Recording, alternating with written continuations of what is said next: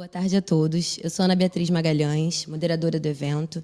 Gostaria de agradecer imensamente a presença de todos vocês aqui hoje, tanto quem está aqui presencialmente, quanto quem está acompanhando a gente pela nossa live. A Atlas Intel e o Instituto Cactus estão lançando hoje os dados inéditos da segunda coleta do Panorama da Saúde Mental.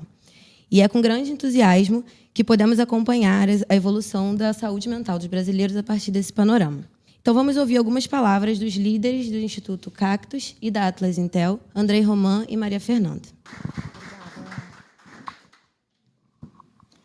Bom, então, eu também agradeço a presença, agradeço a Atlas Intel por estar nos recebendo aqui hoje, promovendo essa live para o lançamento desses dados.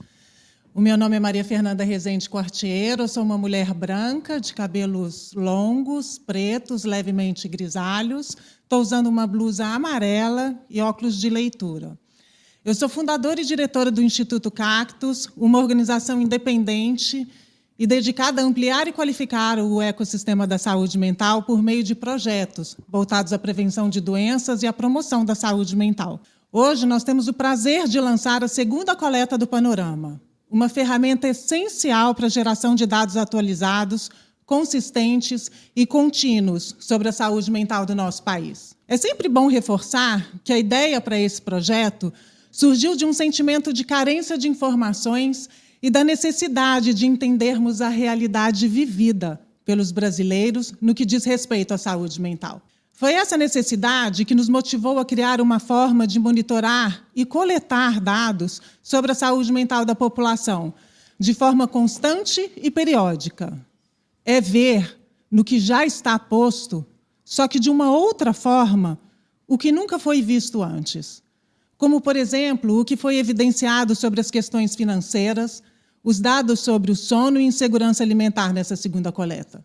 Um dos grandes destaques do panorama é a criação do ICASME, o índice que não só reflete a saúde mental da população interdimensionalmente, mas que também pode servir como um guia para diversas tomadas de decisões mais assertivas e embasadas por todos e em diversas frentes. Queremos que o panorama da saúde mental forneça subsídios para a produção de conhecimento acadêmico e científico, estimule a inovação no campo, desenvolva novos projetos de saúde mental, gere aportes financeiros e apoie a formulação e a implementação de políticas públicas mais eficazes. Acreditamos na importância de incentivarmos esse ambiente no Brasil, para não dependermos apenas de dados externos sobre saúde mental. E essa é a beleza do panorama. Oferecer uma leitura detalhada sobre nós, brasileiros, e também apontar os melhores caminhos para promovermos a saúde mental em nosso país. Um país que conhece a si próprio é um país mais forte. Boa tarde a todos.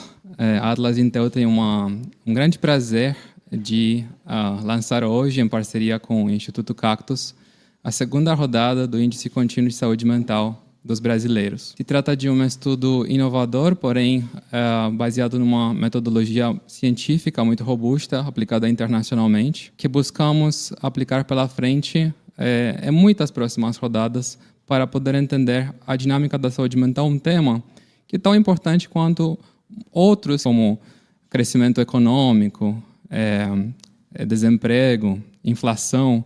Todas são questões que também impactam muito no bem-estar das pessoas. E é nesse contexto de carência de informações que as políticas públicas ficam prejudicadas, que as pesquisas acadêmicas ficam prejudicadas, que a própria conscientização da população sobre a importância do tema, que ainda acaba sendo um tema tabu, infelizmente, na nossa sociedade, então tem esses impedimentos para progredir em avanços muito relevantes. E é nisso que eu tenho grande orgulho de ter lançado esse projeto junto com o Instituto Cactus, que vem se dedicando de maneira muito séria, muito comprometida neste tema. Foi um processo bastante longo, árduo, de a gente chegar numa pesquisa que, ao mesmo tempo, tem o rigor científico, que possa dialogar com uma comunidade acadêmica e, ao mesmo tempo, busca, de alguma forma, ser acessível à população, busca trazer esses dados de uma forma que é intuitiva, né? E por isso também criamos o Índice Contínuo de Saúde Mental numa escala de 0 a 100. E podemos afirmar que, na segunda rodada do Índice, ele subiu, é uma boa notícia. Então, quer dizer que alguma coisa melhorou no nível da sociedade como um todo no segundo semestre de 2023. Gostaria de agradecer ao nosso conselho científico, que sempre orientou os passos desse estudo de uma maneira muito comprometida. Também gostaria de agradecer ao Comitê de Ética, que também revisou a metodologia da pesquisa e a gente pôde ter certeza de que a gente está aplicando uma pesquisa que está de acordo com normalmente as regras de aplicação de pesquisas dessa natureza, de pesquisas com abordagem psicológica. Então, o planejamento agora é de a gente apresentar os resultados, fazer um breve resumo dos destaques dessa segunda coleta. Eu farei isso junto com o João Straub, que é o coordenador da Atlas Intel para o projeto. E em seguida teremos uma sessão de discussão. Pessoal, só para me apresentar, boa tarde. Como o Andrei já adiantou, eu sou João Pedro Straub, eu sou diretor de projetos para parcerias privadas aqui no Atlas Intel e eu fiz questão de apresentar esse relatório porque ele é bem particular para mim, ele fala muito comigo. É um tema que é de muita importância. Então, é um prazer estar aqui. Eu agradeço pela oportunidade de estar sentado aqui fazendo essa live, podendo falar. Eu tenho transtorno de ansiedade generalizada e para estar aqui falando realmente é um desafio. No nosso último estudo, apenas 5% dos brasileiros indicaram fazer algum tipo de acompanhamento psicoterapêutico e 42% indicaram estar insatisfeitos com o acesso que eles têm a serviços de saúde mental. Mas eu tendo esses privilégios, eu busco usar eles para trazer esse assunto para o mundo corporativo, para o mundo das discussões de políticas públicas, justamente usando isso de uma forma a incentivar essas discussões para que elas se tornem centrais na sociedade brasileira como um todo. Eu vou passar de volta aqui agora ao Andrei. Eu quis fazer essa pequena introdução. Andrei, então, vamos então de volta para a apresentação do relatório dessa segunda rodada do ICASME, né? Falando brevemente como uma introdução sobre essa pesquisa, ela tem esses 3 objetivos-chave: criar uma série histórica e inédita sobre a saúde mental. A gente vai ter hoje então o segundo ponto dessa série histórica, que a gente espera que será muito, muito longa pela frente. Fornecer dados para a sociedade e atores no cuidado com a saúde mental e centralizar o tema como um ponto focal de discussão na sociedade, né? O tema da prevenção e da promoção da saúde mental. Temos aqui a apresentação do questionário que foi aplicado para essa pesquisa. Tivemos um módulo fixo, então o módulo fixo ele sempre faz parte desse estudo, uma série de perguntas de 2 questionários internacionais.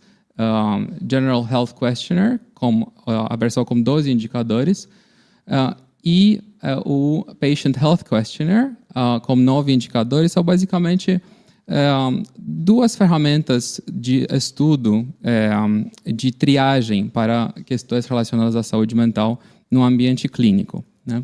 E esses questionários eles foram traduzidos para português, validados por pesquisadores acadêmicos.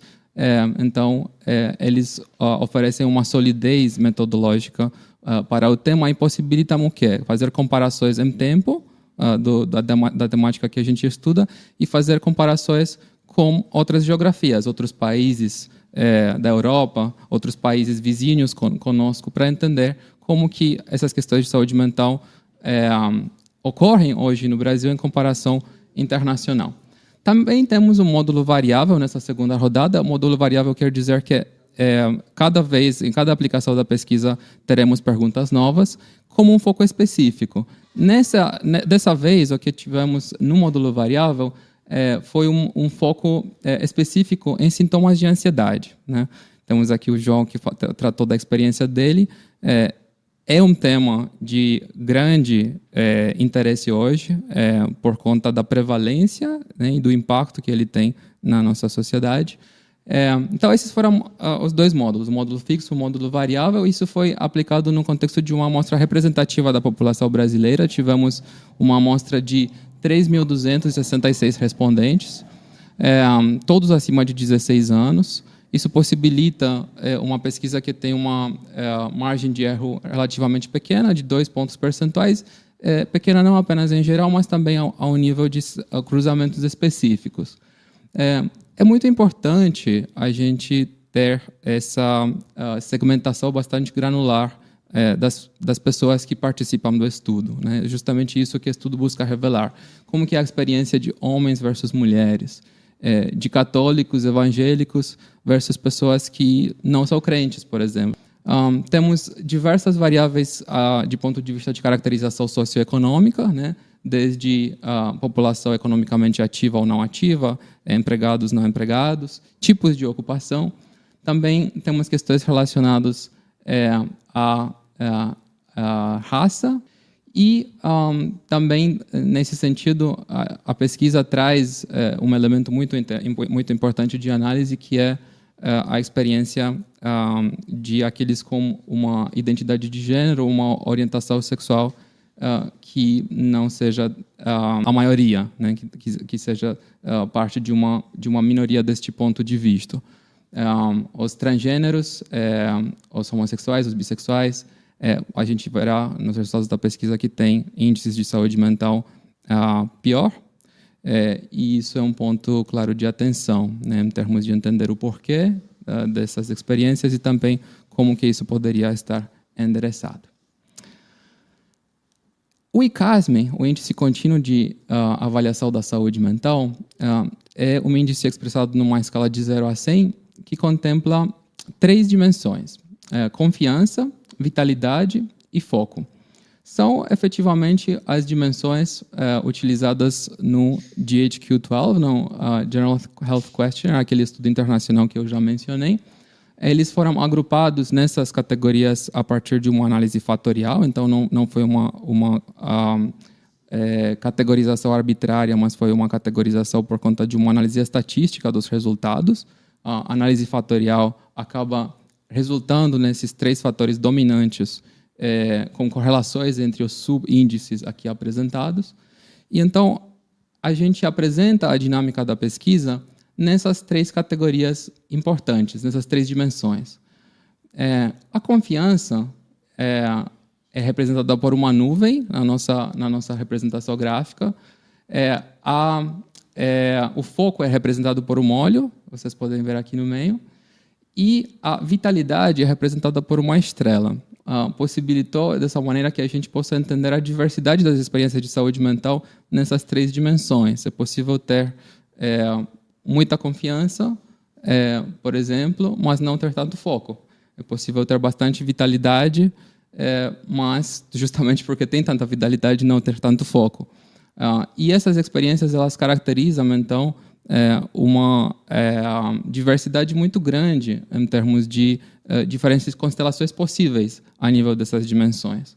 Isso faz com que, quando a gente olha o cenário hoje no Brasil, né, a gente consiga perceber, a partir desse tipo de visualização, todas as diferenças nesse tipo de gráfico, né?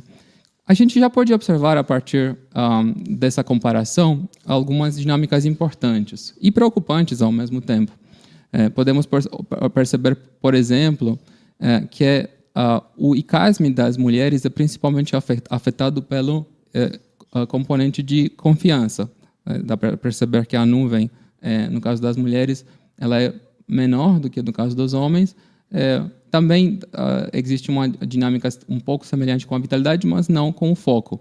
Então, essa dominância do fator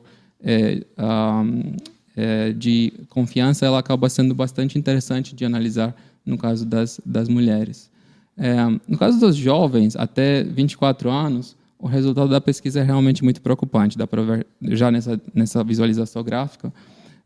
O ICASME desse grupo ficou em 523 pontos, nessa escala de 0 a 1.000, enquanto, quando a gente olha para, por exemplo, a população acima de 45 anos, o resultado foi de 674. Então, é um resultado acima da média. Os jovens nunca tiveram um desempenho tão ruim de saúde mental quanto tem hoje, e esses índices vêm piorando.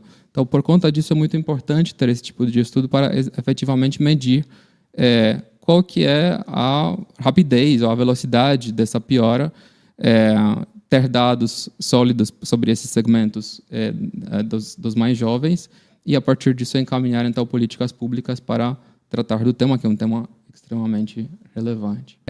Pela frente, vou deixar o João para entrar mais a fundo nos indicadores, então explicar exatamente como que a gente mediu confiança, como que a gente mediu o indicador de vitalidade, como que a gente mediu o foco no contexto dessa pesquisa. Dentro da dimensão de confiança, a gente tem duas questões que são em relação a ter perdido a confiança, a frequência que você tem perdido a confiança em si mesmo nas últimas 2 semanas e que tem se pensado uma pessoa inútil.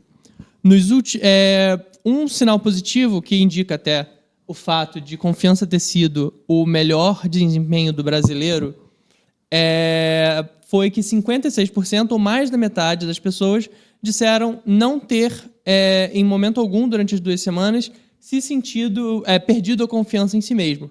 Em paralelo, 62%, que também é um número expressivo, disseram não ter se sentindo inúteis, certo? Claro, quando a gente olha para o outro lado do gráfico, a gente vê uns números que são levemente mais graves, que são 15% da amostra dos respondentes disseram que tanto sentiram-se inúteis quanto perderam confiança em si com muito mais frequência do que o normal nas últimas 2 semanas. A próxima dimensão, que foi a dimensão vitalidade, na qual a população brasileira teve um desempenho médio, 50% diz ter se sentido feliz, infeliz ou deprimido, o que é um dado muito importante da gente manter em mente, mas, em paralelo, a gente vê que 38% diz não ter se sentido esgotado sob pressão, 45% diz ter tido capacidade de superar suas dificuldades e 44% diz não ter perdido o sono ao longo das últimas semanas por causa de questões preocupantes. E aí é interessante porque essa questão do sono a gente escolheu para abordar também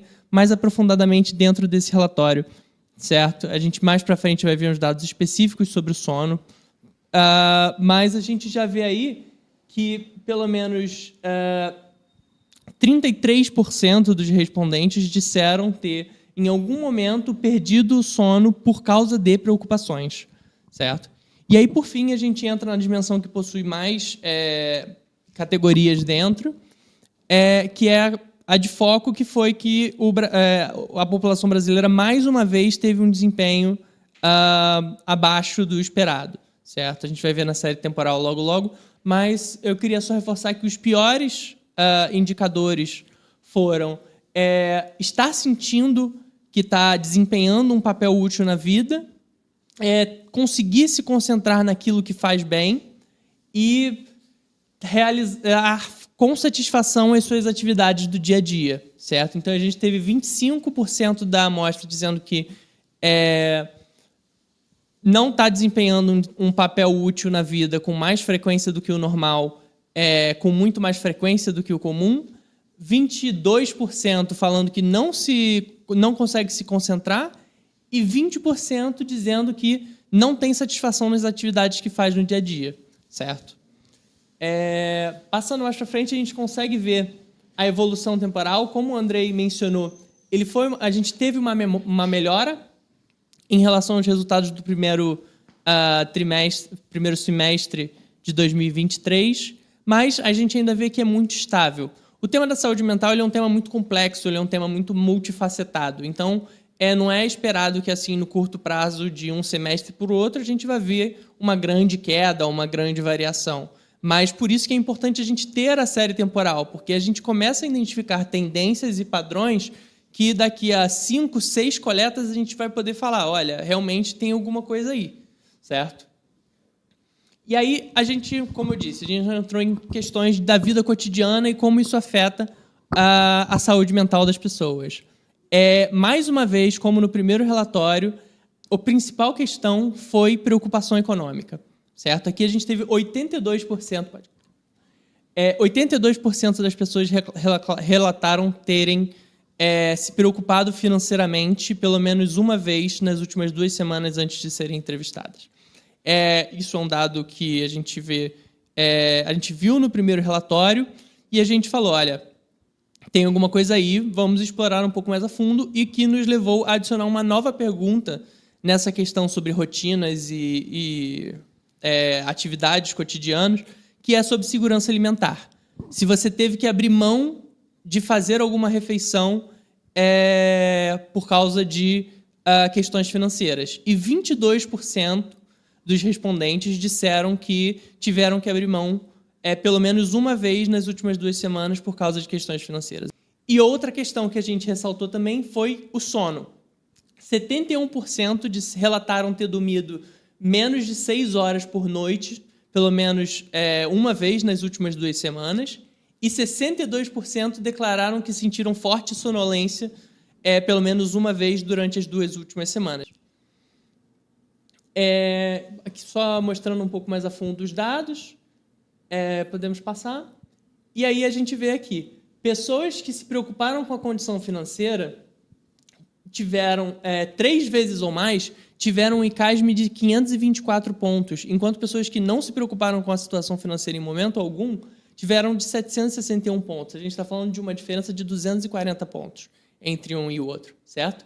E aí as pessoas que se preocuparam em ter como se alimentar no dia seguinte tiveram um ICASM de 400 pontos, comparado com um de 688 de pessoas que não tiveram essa preocupação, ou seja, quase 300 pontos de diferença entre um grupo e outro, certo? Em termos de sono, pessoas que conseguiram ter noites de sono completas, acima de 6 horas, com mais frequência, ou na totalidade das 2 semanas, tiveram um ICASM de 734, enquanto pessoas que disseram que em mais de 3 noites não conseguiram dormir mais de 6 horas, tiveram um ICASM de 518 pontos. De novo, sentiu forte sonolência durante o dia, o que está diretamente relacionado com o fato de você ter dormido uma noite inteira de sono ou não, correto? Também temos o mesmo padrão, 440 pontos contra 759 pontos de pessoas que não tiveram problemas com sonolência. Certo? E aí, a gente entra no módulo variável. Num contexto que a gente está falando que 80% da população brasileira está enfrentando preocupações financeiras no dia a dia, 71% não consegue dormir direito, é quase intuitivo que vão surgir questões com ansiedade, não necessariamente diagnósticos de ansiedade per se, mas prevalência de sintomas de ansiedade ou sintomas que podem estar relacionados à ansiedade, certo? 68% dos entrevistados disseram ter se sentido nervosos, ansiosos ou muito tensos nas últimas 2 semanas. 65% disseram ter tido dificuldade de relaxar. 58% disseram ficar facilmente agitados ou aborrecidos.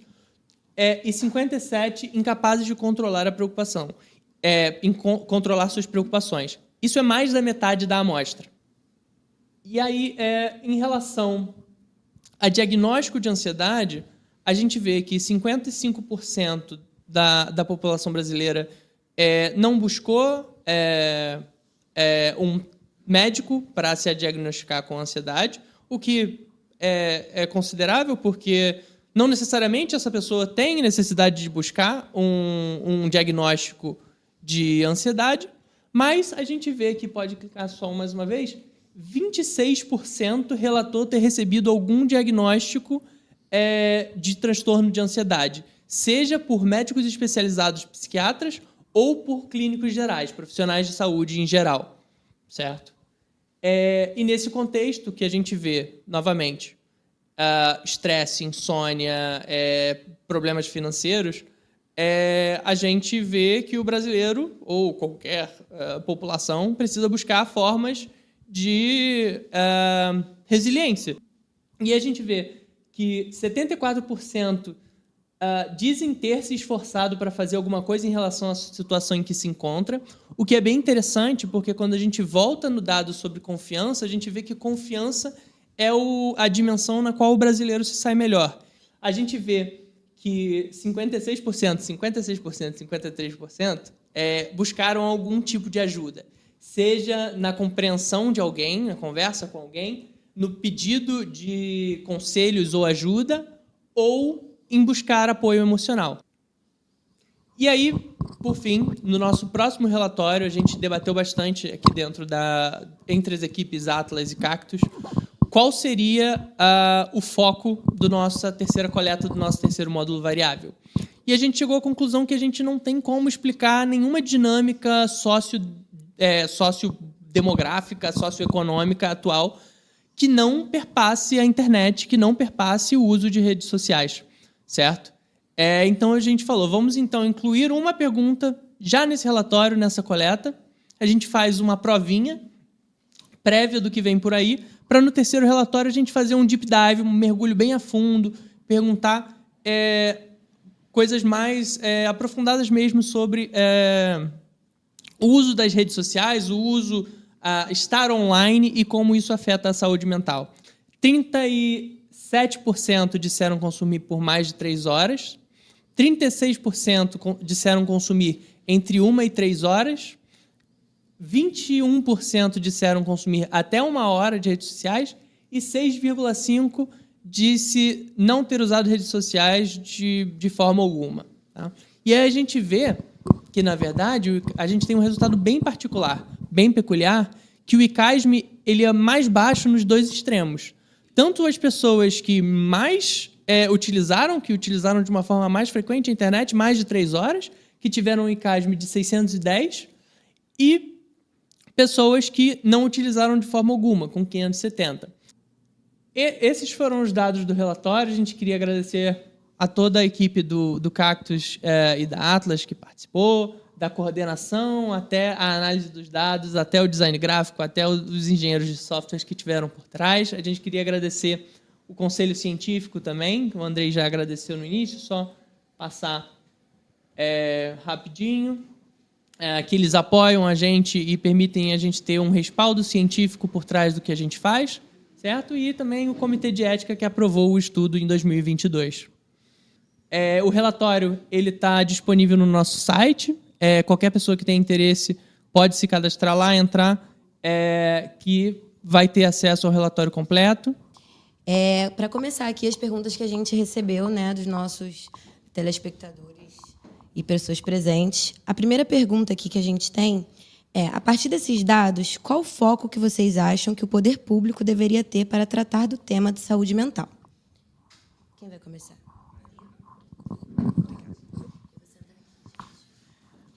Bom, eu acho que a coisa mais importante que a gente tem a dizer aqui é que a saúde mental, né, ela é multifatorial e intersetorial. Então, quando a gente pensa em poder público, a gente não deve pensar somente na questão do ponto de vista do Ministério da Saúde, que deva atuar, né, sobre as questões de saúde mental. A gente tem que envolver diversos outros setores quando a gente fala de saúde mental.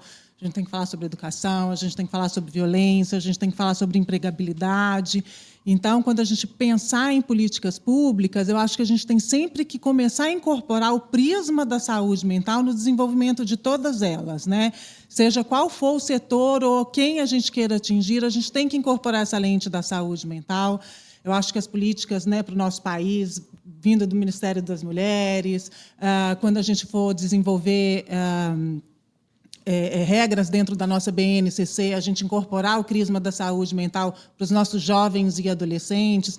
Você, no setor privado, dentro da sua empresa, nas suas tomadas de decisões, você incorporar a lente da saúde mental, né, para cada ação e para cada desenvolvimento de projeto que você for traçar. Então, acho que o primeiro passo é a gente entender e dar a devida importância para a saúde mental no desenvolvimento de um país e para o desenvolvimento, né, da sociedade e de si próprio, né? Acho que esse seria aí um primeiro passo muito importante.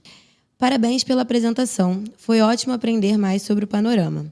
Em relação aos dados de mulheres e jovens, vocês têm alguma hipótese do porquê esses grupos têm índices piores que a população geral? a gente tem um dado muito importante, que 50% dos transtornos mentais de qualquer indivíduo ele começa até os 14 anos de idade, e depois 75% até os 24 anos de idade. Então, acho que é uma fase de vida de qualquer ser humano você pensar e, de fato, investir nesses jovens, né? No Brasil, a gente tem uma política de primeira infância muito bem amadurecida, e do jovem adulto também. E esse jovem que aparece aqui na pesquisa, né, com esses dados que a gente trouxe aqui tão negativos, né, ele precisa cada vez mais de projetos, ele precisa cada vez mais de políticas públicas sendo desenhadas para eles. Nós precisamos cada vez mais ouvir esses jovens, né? Então, isso não pode ser feito só de cima para baixo, mas como de baixo para cima também, dar voz a esses jovens, né, para a gente entender o que é que a gente precisa desenhar mais acertadamente para eles. E as mulheres aqui, André, eu acho que eu vou até fazer um contraponto no que você disse. Eu acho que tem fatores aí, inclusive biológicos, que demonstram a gente ter esse dado tão negativo em relação às mulheres. A cultura do cuidado no Brasil, né, e na maioria, em muitos lugares no mundo, ainda é voltada muito para a mulher. Então, ela tem uma jornada dupla e muitas vezes tripla de trabalho, que acaba influenciando com que esse dado seja tão ruim assim, né? Porque ainda cabe muito à mulher a ter que resolver as coisas. Essa questão da gente ser multitarefas, né? Isso exaure e mexe demais com a saúde mental da mulher, fora as questões hormonais, né? Que acho que são especificamente, né, do feminino, né? Que a gente tem que botar nessa conta também. Hoje elas são chefes de família, elas estão à frente, né, dos cuidados, inclusive nas escolas do Brasil. 80% do contingente hoje dos professores nas escolas são mulheres. Então, acho que é uma atenção que a gente precisa dar, formular políticas públicas, né, sobre essa perspectiva de gênero, ela é muito importante. A exposição, né, dos dados do panorama, o acompanhamento desses dados, ele cumpre um papel fundamental, né, coloca luz no tema e faz com que a gente consiga seguir avançando mais nos cuidados com a saúde mental. Então, um papel muito importante que a gente está aqui hoje. Vocês gostariam de falar mais algumas palavras para a gente finalizar? Eu acho que só agradecer a parceria que a gente vem tendo em relação a Cactus Atlas, e né, a qualidade do que vem sendo produzido aqui no Brasil, né, com essa parceria. Agradecer ao André, ao todo o time da Atlas, a vocês que estão aqui, que fizeram isso acontecer, ao meu time do Instituto Cactus também, pessoas muito dedicadas em transformar esse cenário da saúde mental no Brasil hoje. Muito obrigada. Obrigada, Ana. Obrigada, André. Obrigada. Também gostaria de agradecer, primeiramente, ao Instituto Cactus, a Maria Fernanda, pela confiança que teve no nosso time de realizar esse trabalho tão importante, pela paciência ao longo de um processo que às vezes foi mais difícil, mas a gente sempre, eu acho que encaminhou soluções para os desafios que enfrentamos. Gostaria de agradecer aos dois times, então, todo o time do Instituto Cactus, todo o time do Atlas que trabalhou nesse projeto. Primeiramente, destacar o papel do João Straub, que coordenou pelo nosso lado, né, todos os membros do nosso time, os prazos, as entregas, enfim. Foram muitas tarefas e de naturezas bem distintas que o João conseguiu reconciliar ao longo desse processo. Sou muito grato a ele. Gostaria de destacar o trabalho do Ricardo Pitanga, que é nas visualizações desse relatório. Acho que é muito importante, assim, sendo um tema com tantos dados, e é muito importante a gente destacar de maneira intuitiva o que esses dados de fato transmitem, qual que é a história desses dados, né? E não seria fácil fazer isso a partir de tabelas e visualizações convencionais. Acho que o trabalho gráfico dessa iniciativa até agora vem sendo um trabalho extremamente importante em termos do impacto do estudo, para que as pessoas, seja no contexto de especialistas, mas principalmente no contexto da população em geral, possam apreciar a riqueza e a complexidade do tema e, ao mesmo tempo, entender, dentro dessa complexidade tão grande, dentro de tantos números e dados, quais são as dinâmicas de fato mais impactantes, mais importantes. Para isso, acho que as nossas, o conceito gráfico, as visualizações foram extremamente importantes. Gostaria de agradecer a todos que participaram aqui hoje do evento. Obrigado pela paciência. Desculpem o atraso no início do evento. E convidar quem está aqui, então, para ficar mais um pouco com a gente. Preparamos um coquetel no nosso terraço. Gostaria de convidar vocês, então, a subir lá. Obrigado.